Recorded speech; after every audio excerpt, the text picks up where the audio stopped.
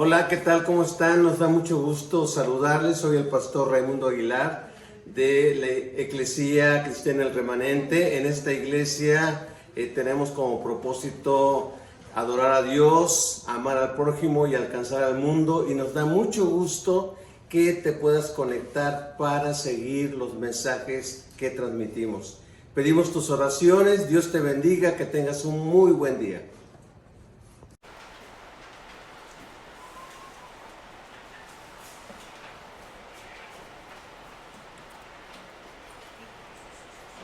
Buenas tardes. Me gustaría que mantuviéramos nuestras Biblias en este pasaje de Mateo capítulo 11.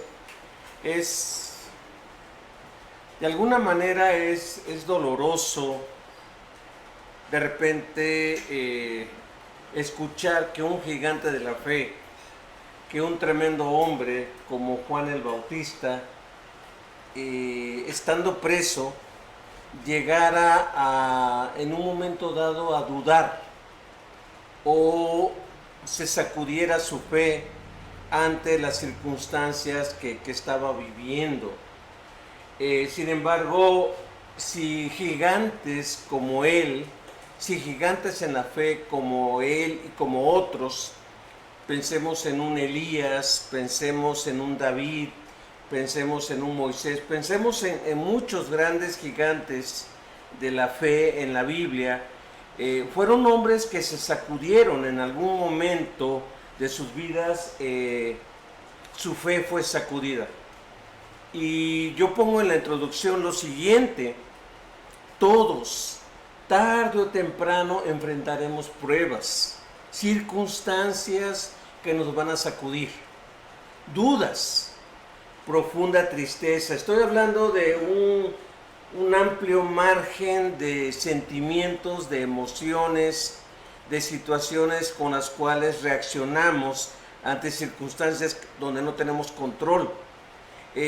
Resentimientos y hasta alejamiento de nuestra comunión y compañerismo con Jesús. Fíjense, no nada más estamos hablando de si voy a una iglesia, dejar de ir a una iglesia, sino de perder mi compañerismo, perder mi relación con mi Señor Jesucristo.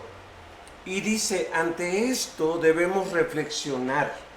Es decir, la semana pasada hablamos de esto, pero tenemos que reflexionar, tenemos que fortalecer nuestra fe y así seguir adelante, creciendo y por supuesto manifestando el carácter de Cristo. Quiero nada más, a manera de ubicación histórica, comentar lo siguiente. Juan el Bautista era un hombre de espíritu, por así decirlo, espíritu libre.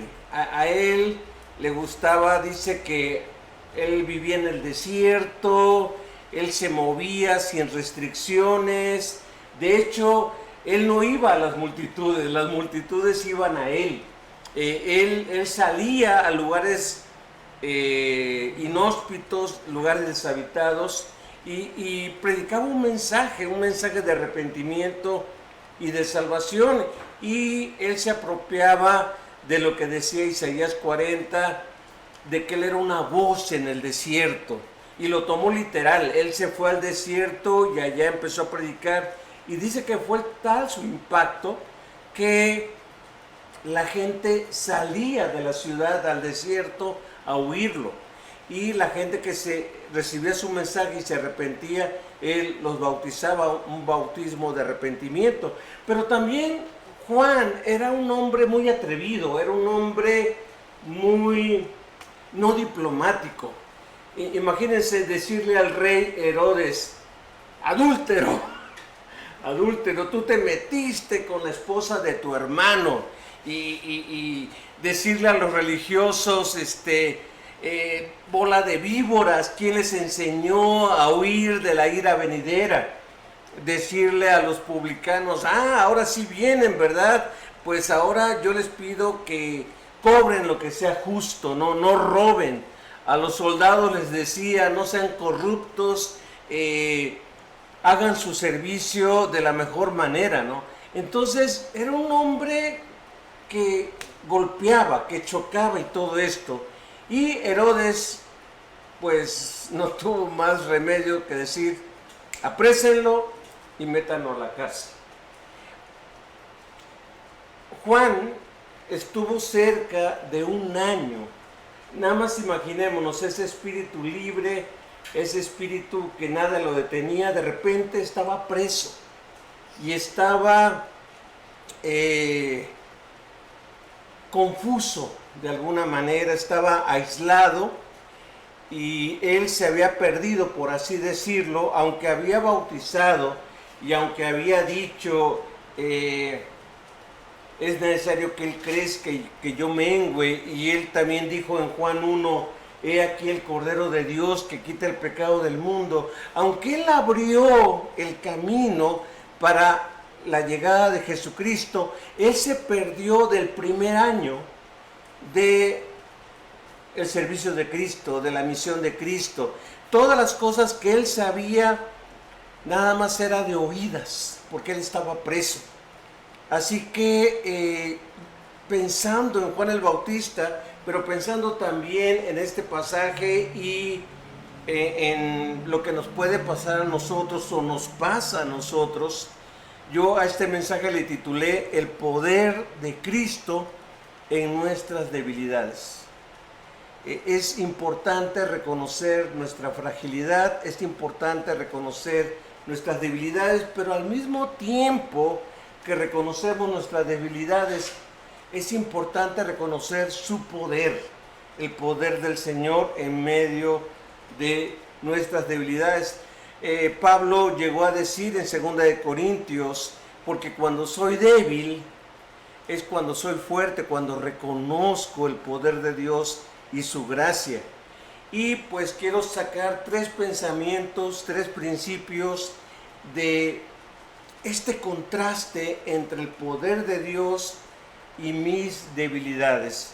En primer lugar, el primer pensamiento que les quiero dejar es que es válido dudar de lo que creemos.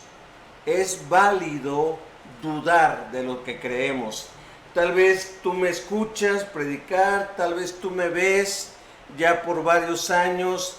Llevo 40 y tantos años de predicar, de leer la Biblia, de estudiar la Biblia y todo ello, y tal vez tú llegas a pensar, él no tiene dudas o él no tiene luchas. Déjame decirte que sí, que sí. De hecho, en mi adolescencia había una revista allá en México que se llamaba Duda.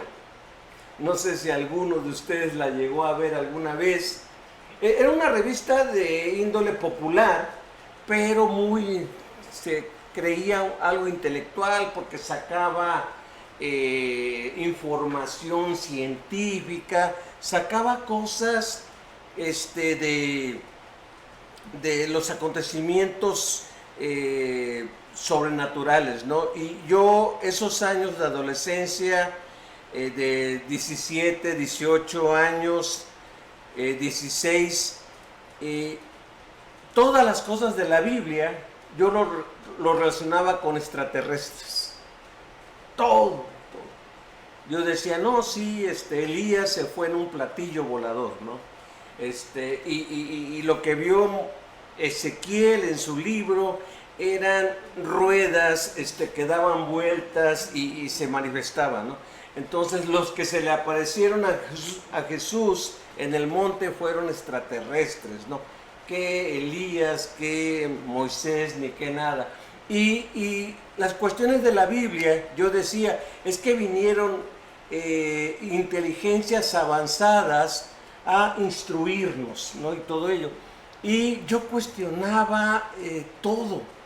Y ya cuando me rendí mi vida a Cristo, sí, mi mente encontró paz.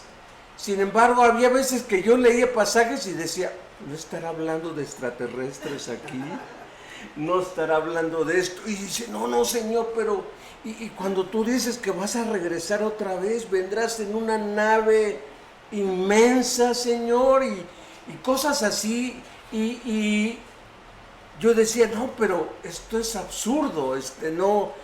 tu palabra no dice eso, es más la enseñanza de los extraterrestres es que son personas ocultas, son personas raras, ¿no? Y son personas que hacen daño, supuestamente ofrecen salvación, pero raptan a la gente, afectan a la gente, en fin, muchas cosas pasaban por mi mente, y ya como cristiano, al enfrentar los primeros problemas, las primeras decepciones, las primeras circunstancias difíciles, mi fe se tambaleó. Y no solamente mi fe se tambaleó, sino la fe de otros amigos se tambaleó. Yo recuerdo que una vez fui a ver a un amigo, los dos habíamos decidido seguir a Cristo juntos, éramos un grupito de amigos, y este amigo de repente dijo: yo ya no quiero nada, yo no quiero nada con Dios.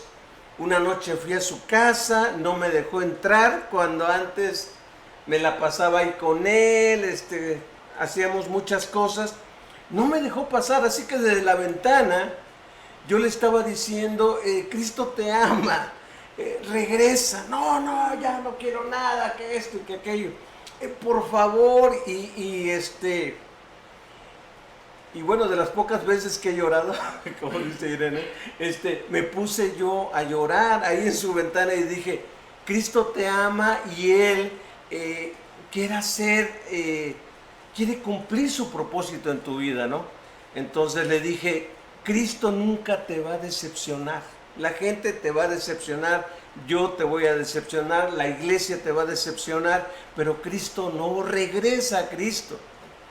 Él cuenta, y él ahorita pues anduvo de misionero, luego de pastor, ahorita está sirviendo en una iglesia allá en Laredo, Texas, y él dice: tu intercesión y tus palabras, Dios las usó para que yo regresara y todo ello.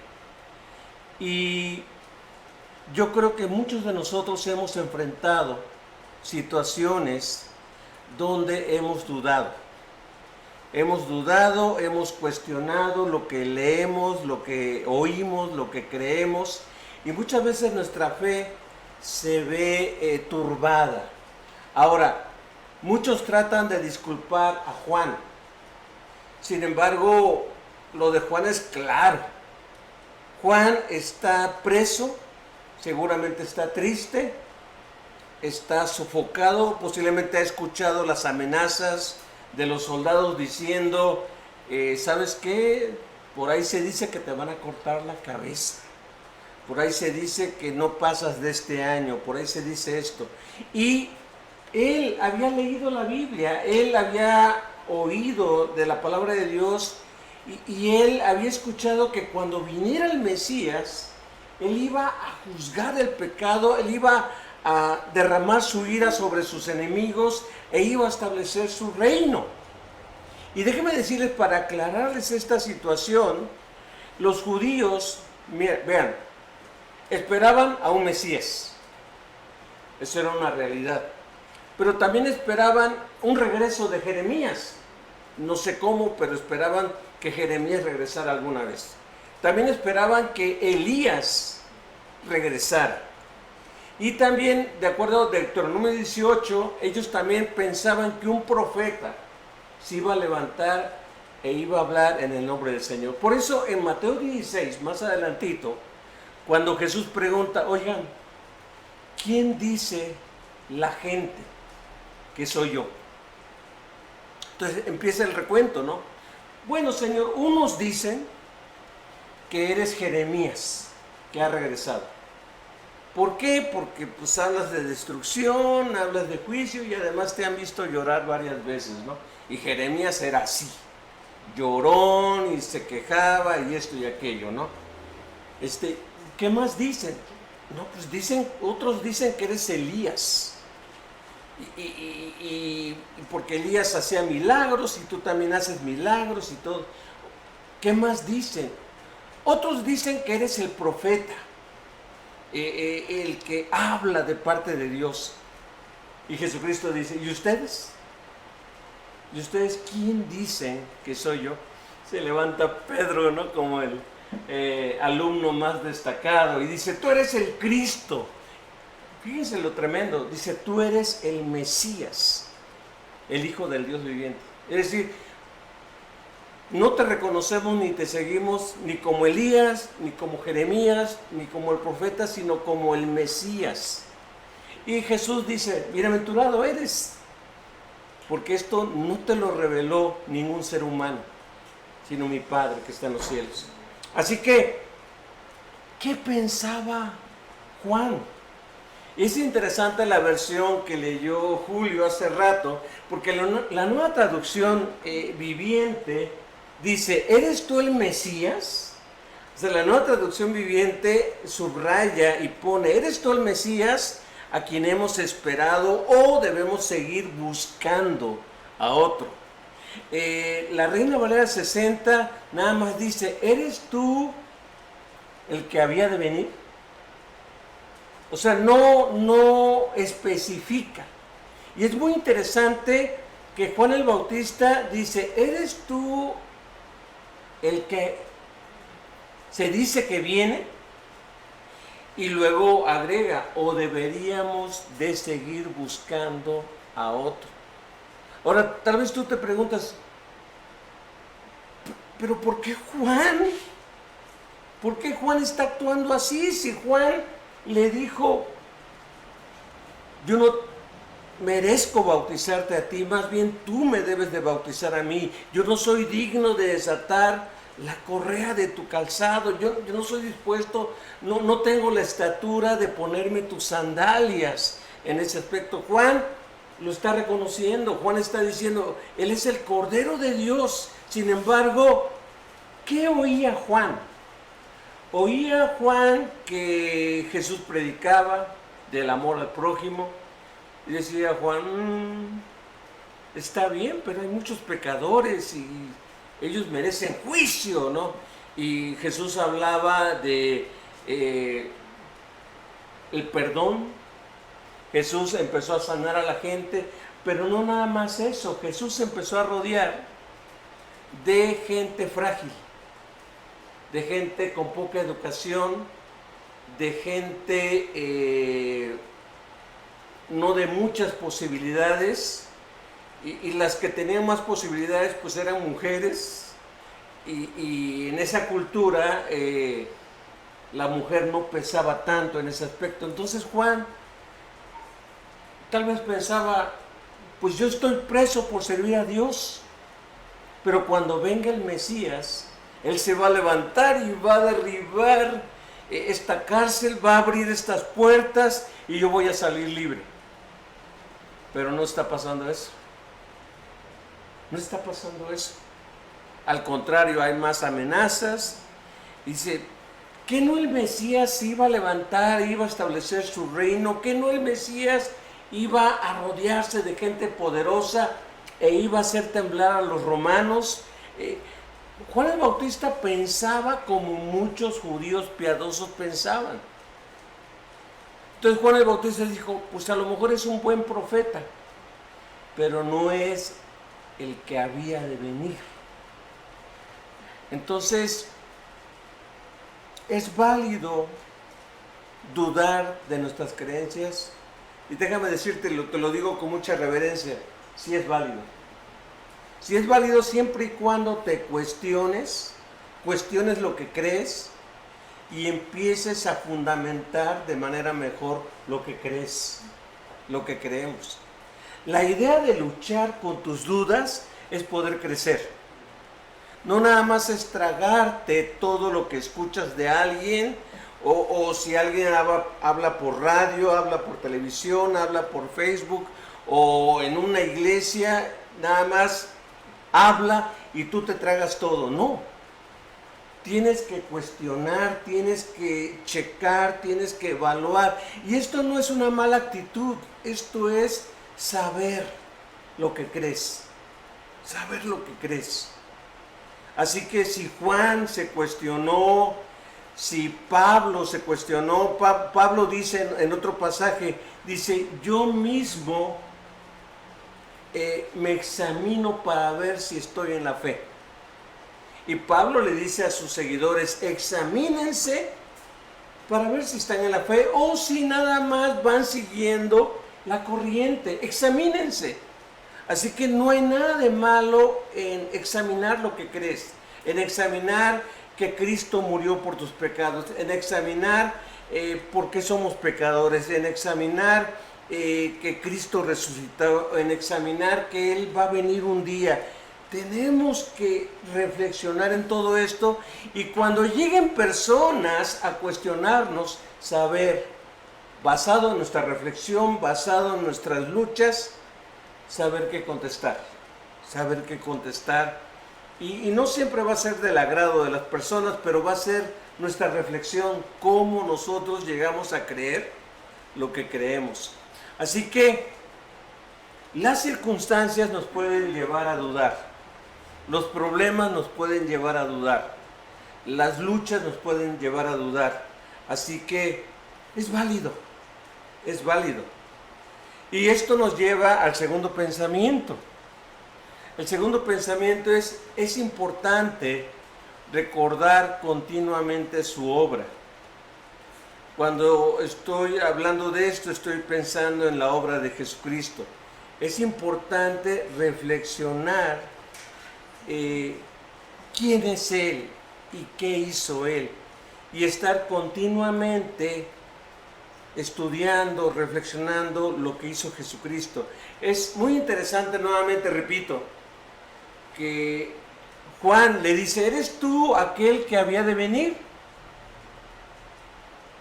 Jesucristo no le dice, sí soy, yo soy el Mesías. Nada más Él dice, vean el versículo 4 y 5, dice, Jesús les dijo, regresen a Juan y cuéntenle lo que han visto o oído. Nada más cuéntenle esto. Los ciegos ven, los ojos caminan bien, los leprosos son curados, los sordos oyen, los muertos resucitan y a los pobres se les predica la buena noticia. Cuéntenle eso. Jesucristo no dice nunca en ningún momento, sí, yo soy el Mesías, así como se lo dijo a la mujer samaritana. Jesucristo dice, díganle a Juan lo que han visto y lo que han oído.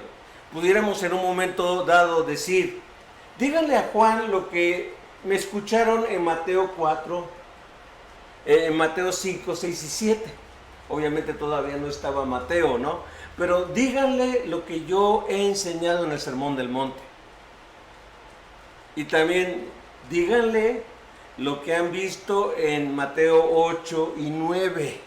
En Mateo 8 y 9 habla de los milagros, de las cosas que hizo Jesús, de darle vista a los ciegos, de ayudar a los cojos que anduvieran, a limpiar leprosos, a sanar sordos, a levantar muertos, y a los pobres y a la gente necesitada anunciarles el Evangelio. Díganle eso.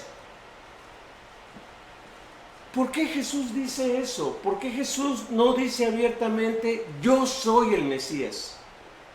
O Juan, sí soy el que tú estabas esperando. Ya no tienen por qué seguir buscando a otros. Le contesta con lo que Él ha enseñado y con lo que Él ha hecho. Pero déjeme decirles por qué le contesta así. Le contesta diciéndole así, oye Juan, piensa en el Antiguo Testamento.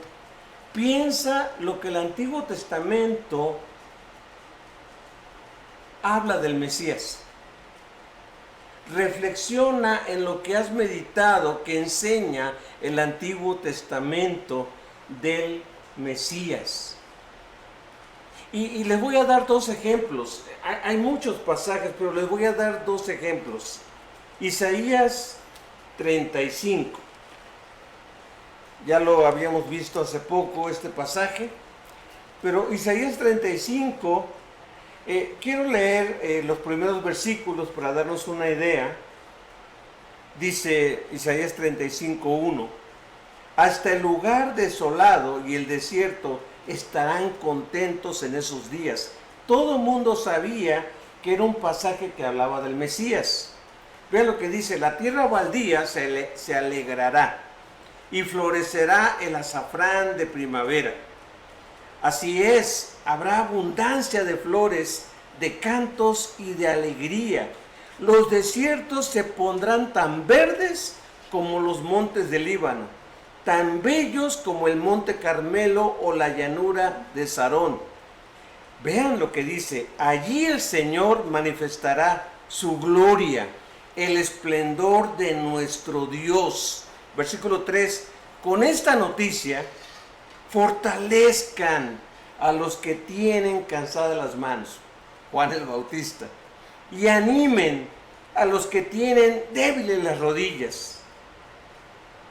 Aquí no hay más duda, dice el versículo 4, digan a los de corazón temeroso, sean fuertes y no teman, porque su Dios viene para destruir a sus enemigos, viene para salvarlos. Y cuando Él venga, abrirá los ojos de los ciegos y destapará los oídos de los sordos. El cojo saltará como un ciervo, y los que no pueden hablar cantarán de alegría. Brotarán manantiales en el desierto y corrientes regarán la tierra baldía. Dice, cuando Él venga, van a pasar estas cosas. Pero subrayen esta palabra donde dice, versículo 4, viene para destruir a sus enemigos, viene para salvarlos. Juan el Bautista debe haber dicho, pues cuando Él venga, Él va a destruir a Herodes, va a destruir a estos paganos, va a destruir esto. Vean Isaías 61, versículo 1. El Espíritu del Señor soberano está sobre mí, porque el Señor me ha ungido para llevar buenas noticias a los pobres. Me ha enviado para consolar a los de corazón quebrantado y a proclamar que los cautivos serán liberados y que los prisioneros serán puestos en libertad. Él me ha enviado para anunciar a los que se lamentan que ha llegado el tiempo del favor del Señor. Subrayen esto, junto con el día de la ira de Dios contra sus enemigos. A todos los que se lamentan en Israel les dará una corona de belleza en lugar de ceniza. ¿Por qué es la lucha? ¿Por qué es la duda? Porque los judíos pensaban que, y Juan el Bautista pensaba que cuando viniera el Mesías, Él iba a establecer juicio. Y Él iba a derribar a sus enemigos y su ira se iba a manifestar con todo y poder. Sin embargo, Jesús está rodeado de gente débil, de gente frágil, de gente pobre. Y se la pasa sanando a puro desvalido. Y yo creo que los discípulos se le quedaban viendo y decían, ¿y cuándo nos vamos a levantar en armas? ¿Y cuándo vamos a derrocar a los romanos? ¿Y cuándo vas a establecer tu reino? Juan el Bautista esperaba eso. Cuando Él venga, Él me va a sacar de aquí. Cuando Él venga, Él me va a liberar. Cuando Él venga, mis problemas se van a acabar. Sin embargo, Él ya está aquí y sigo preso. Él ya está aquí y está rodeado de pura gente débil.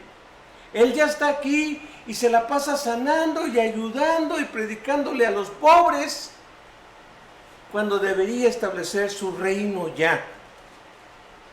Por eso Juan dice, ¿seguimos buscando, Señor? Y tal vez tú y yo, cuando estamos enfrentando lo que estamos enfrentando, tal vez has llegado a pensar, ¿habré creído correctamente o tengo que seguir buscando? ¿Habré creído correctamente? Jesucristo le dice a Juan, Juan, ahora que estás preso y que tienes mucho tiempo para estar ahí sentado, reflexionando, que no andas por el desierto de aquí para allá y andas bien súper ocupado viajando. Ahora que estás allí encadenado, ahora que estás allí en la oscuridad, reflexiona en todo lo que dice la Biblia del Mesías. Y fíjense, estos pasajes mesiánicos hablan de dos eventos: primera venida de Cristo y segunda venida de Cristo. Primera venida de Cristo viene en humildad, viene en mansedumbre, viene en salvación, para salvar, para sanar, para liberar, para anunciarle a la gente desvalida la salvación. Segunda venida de Cristo viene en juicio. Primera venida, Él fue despreciado, Él fue rechazado. Pero eso lo dice el Antiguo Testamento, eso lo dice simplemente Isaías. Isaías nos habla de un siervo sufriente. Y Jesús le dice: Juan, piensa en lo que dice la Biblia del Mesías. Piensa en lo que le pasó a David. David, hubo tiempo en que él estaba huyendo y él prefiguraba al Mesías. Piensa en lo que le pasó a José. José, Dios tenía grandes propósitos para él, pero fue rechazado por sus hermanos y estuvo esclavizado un tiempo. Piensa en un Elías. Elías no tenía multitudes siguiéndole. Es más, Elías vivía perseguido y buscaban para matarlo. Piensa en un Eliseo. Ellos anunciaron el camino, sanaron enfermos, hicieron grandes milagros. Sin embargo, la gente no creyó en ellos. En mi primera venida, yo vengo así. Eso dice el Antiguo Testamento. Voy a sanar a gente necesitada y voy a dar el mensaje de salvación a los desvalidos. Pero en mi segunda venida, Juan, voy a establecer justicia. Y ahí entonces tenemos que meditar en la obra de Cristo y meditarla continuamente. Tal vez ya estás desesperado, tal vez ya estás desesperada con lo que estás viviendo, con lo que estás enfrentando. Confía en el Señor, confiemos en el Señor, confiemos en su obra, y es importante recordar esto. Pero esto nos lleva al tercer pensamiento, al último pensamiento que les quiero dejar en sus corazones. Es fundamental nunca ser ofendidos por Cristo. Dentro de este poder y debilidad que yo tengo, es fundamental nunca ser ofendidos por Cristo. Es decir, que el hecho de que tú hayas depositado tu confianza en Él, el hecho de que tú hayas confiado en Él, el hecho de que tú hayas creído en Él, que nunca te lleve al punto de decir: qué tontería cometí, qué día se me ocurrió confiarle mi vida a este hombre, qué triste decisión tomé. No, vean lo que dice Mateo 11:6. Dice: y díganle, pero esto iba para todos, Dios bendice a los que no se apartan por causa de mí. Es muy interesante que la palabra en griego que se utiliza para apartar es la palabra escandalizo. Escandalizo. Es una palabra griega, se escucha prácticamente igual que en el español. Y lo que está diciendo el Señor Jesucristo es: son benditos, son bienaventurados aquellos que no se escandalizan por mi causa. Otra traducción que aparece en varias versiones es: bienaventurados aquellos que no encuentran ofensa. O sea, que se ofenden en mi persona. Y tal vez tú digas: pero ¿por qué me voy a ofender? ¿Por qué me voy a ofender por Jesucristo? Imagínate que Jesucristo te dice, yo ahora soy no solamente creador, sino Señor del universo. En otras palabras, yo soy tu amo. Y si yo soy tu amo, tú no tienes ninguna opción más que obedecerme. Qué difícil es para mucha gente decir, yo creo en Cristo, pero yo hago lo que quiero. Encuentran ofensivo decir, Señor, pero estamos en el siglo XXI, ¿cómo que rendir mi voluntad a ti? ¿Cómo que obedecerte tomando mi cruz cada día? ¿Es una locura, Señor? Encuentran ofensivo escuchar que Jesucristo pagó por nuestros pecados.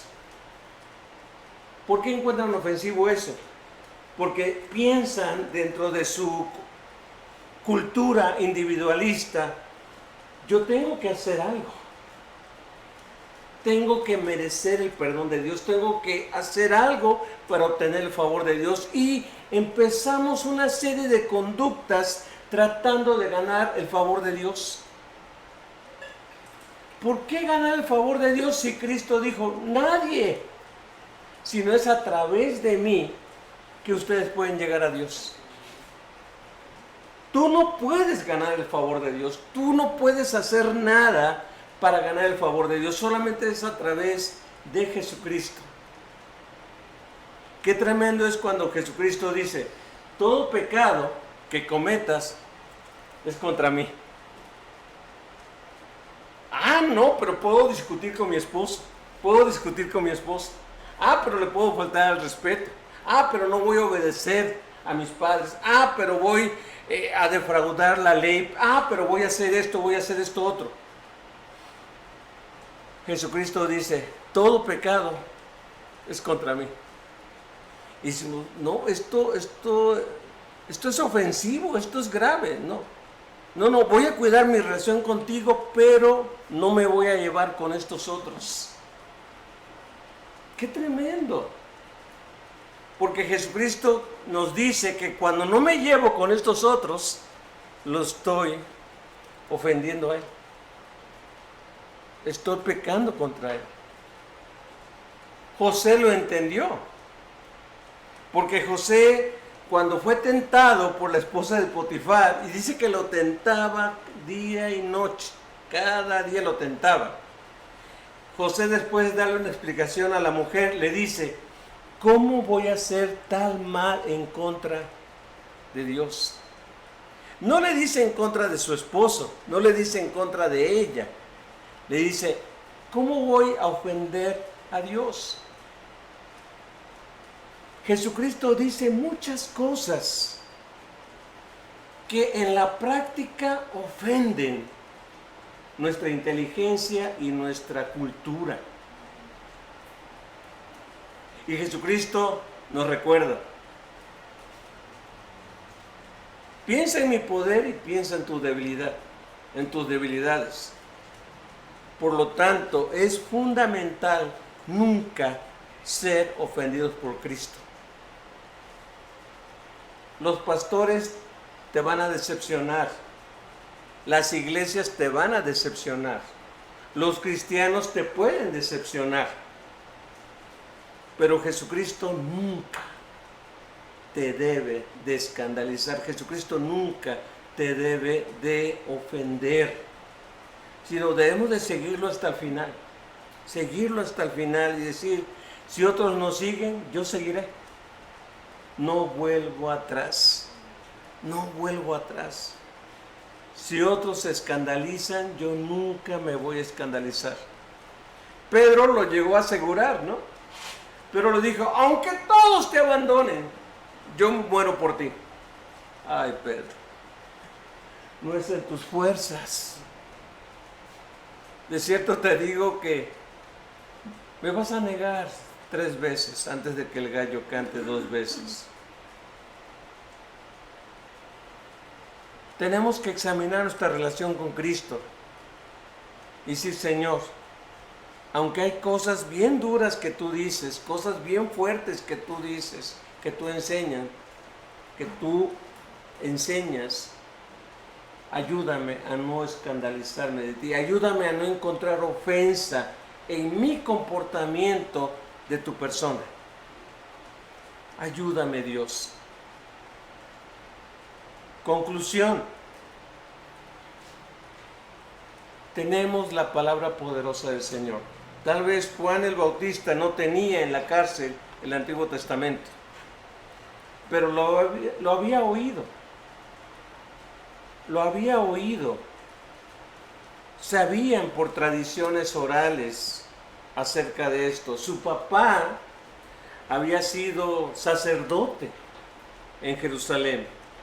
El famoso Zacarías, aquel que se quedó mudo sirviendo al Señor en el templo y después le regresó la voz. Juan el Bautista recordaba el Antiguo Testamento. Nosotros tenemos la ventaja sobre Juan el Bautista de que ahora tenemos la Biblia completa para fortalecer nuestra fe. Nuestro Señor es soberano. Lo veíamos la semana pasada como los cristianos oraban diciendo: tú eres soberano, Dios, y tú tienes el control de todas las cosas. Aparentemente el mundo tiene el control, pero no, tú tienes el control. Recuerda, este mundo está luchando por establecer su agenda de iniquidad, pero el Señor sigue teniendo el control. Debemos resistir en Cristo este tiempo de oscuridad siendo luz. ¿Qué haremos? ¿Qué haremos ante lo que estamos enfrentando? Lo hemos platicado varias veces. Cada familia estamos enfrentando situaciones difíciles. ¿Nos tambalearemos en nuestra relación con Cristo o saldremos victoriosos? Vamos a orar. Vamos a pedir al Señor su dirección y su ayuda en este tiempo de oscuridad. Bendito Señor y Padre nuestro, gracias por estas historias, gracias por estos pasajes bíblicos donde nos recuerda que aún los más grandes, los más importantes, tú más adelante dijiste que no se ha levantado hombre más grande que Juan el Bautista, hombre nacido de mujer, mayor que Juan el Bautista. Y sin embargo, Juan el Bautista dudó, Juan el Bautista luchó, Juan el Bautista se confundió y Juan el Bautista se atrevió, y gracias por ese atrevimiento de irle a preguntar al Señor: ¿estoy en lo correcto, Señor, o debo de seguir buscando? Podríamos decir que su pregunta era para confirmar lo que un día había creído. Y gracias, Señor, porque tú le respondiste con los hechos y enseñanzas que toda tu palabra nos enseña desde Génesis. Gracias porque hemos creído en el verdadero, porque hemos creído en Cristo y porque, como dice el apóstol Pablo, no seremos avergonzados, no seremos avergonzados. O como dice el Judas, el escritor de la carta de Judas, poderoso es Dios para guardarnos sin caída. Guardarnos sin caída, guardarnos sin que nos escandalicemos de aquel en quien hemos creído. Gracias, bendito Señor, porque eres bueno, porque para siempre es tu misericordia. Síguenos fortaleciendo. Y nuevamente gracias porque en este mes estamos recordando tu generosidad al darnos tu palabra para que te conozcamos, tu palabra para que oremos, tu palabra para que fortalezcamos nuestra relación contigo. Toma cada una de nuestras vidas, de nuestras familias, porque en el nombre de Jesús te pedimos todo esto, Señor. Amén.